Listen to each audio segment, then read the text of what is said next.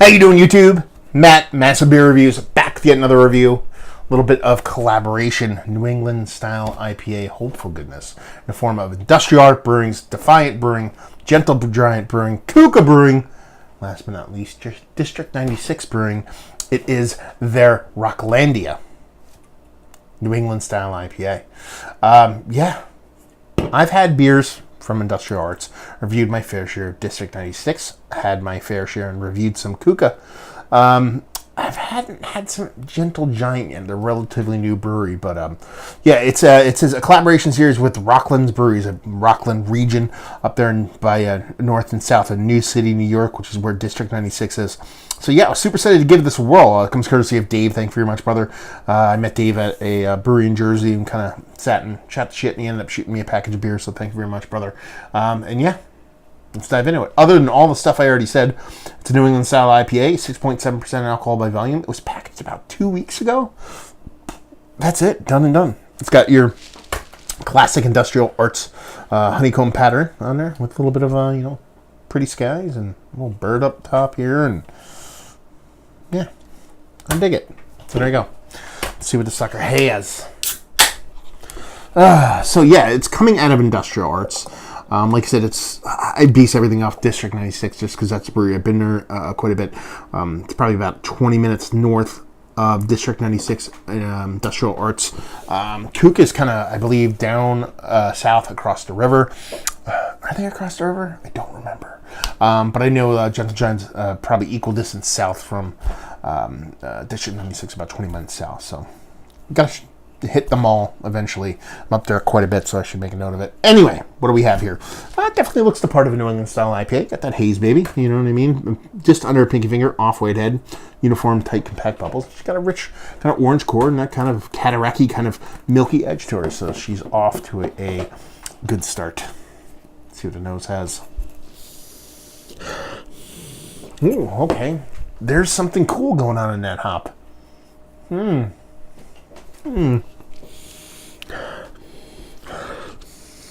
Yeah, there's something fun going on in there. It's tropical fruits. It's not overly sweet, but there's this, the green part, that kind of danky part, shows off a little bit minty to me. And that always kind of turns me on a little bit because I don't come across it all that much. So there's like this mintiness to the kind of dankness of the greenness part of the hop. Now on the other side of things, you got a nice sweet malt base that kind of lends to that kind of fruited component, to kind of tropical fruit, generic tropical fruit, kind of leaning towards a fruit component. The sweetness and that hop kind of marrying together to kind of give you the illusions of that kind of fruited sweetness. But yeah, it's that added minty component to the greenness that is really kind of turning me on. It's not huge, but it's there, and it's kind of just it's got me intrigued. But yeah, that's pretty much it. Nice, sweet. Smells the part of New England IPA, but like I said, it has that kind of little bit of minty jams going on that kind of turns me on and makes me kind of get a little bit excited. Let's dive in. Cheers.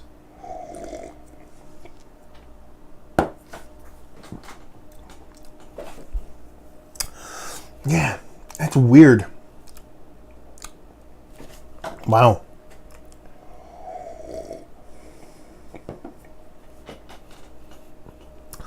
It's definitely all about the mangoes in here. On the nose, it was more generic tropical fruit. And the taste is all about just mango. Like a passion fruit mango kind of combination, but without that kind of tart passion fruit thing you typically get from passion fruit. There's that piney thing to that resinous portion on the show that again comes off slightly minty to me. And it's not even minty, it's more like mentholyptus-y to me, to where it gets like evaporative effect to it. It's kind of cool. I don't know if I love it completely within the beer, but the way it's showing is super fun. It's got a decent amount of kind of resting bitterness, not to be confused with resting bitch face, mind you. In that when you actually taste it, there's not much bitterness to be had. My first knee jerk is, oh, they dropped out all bitterness. Once you swallow, you start to get drips and drabs of bitterness around the edges. Once you actually don't take a sip for a while, that bitterness really grows and kind of lingers on your tongue. Tends to be a little biting, a little bit dry, maybe a little bit bigger than I'd like it to be, but it's fun to have that kind of juxtaposition of, oh, there's not going to be a ton of bitterness, and then have it kind of wallop you towards the end. Nice mouthfeel, a little bit on the thinner side, but nothing too crazy.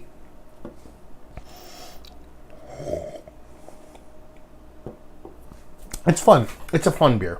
It tastes like a lot of different fingers in a pot.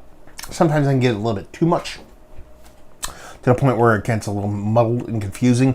I think this gets close to that, but stops a bit short to where it's just a unique take in the way the hops kind of show in the beer. Does it turn me on? Is it one of the best? Let's cut the chasing over there. Is one of the better New England style IPAs that I've had as late. Might not even call this a New England style IPA if I was really kind of held a gun to my head. But for the sake of saying, for the sake of conversation, it's not one of the best ones I've had, but it's one of the more interesting ones I've had in a while. That in of itself is fun. Value and availability, no idea. Like I said, Dave gave it to me, so maybe he can chime in and let us know what's what. And leave you with, I don't know if it's brewery only or not, so no idea. And leave you with, if you like what we like this. If you like hops to play different than what you get from 99.999% of all breweries nowadays, you'll like this.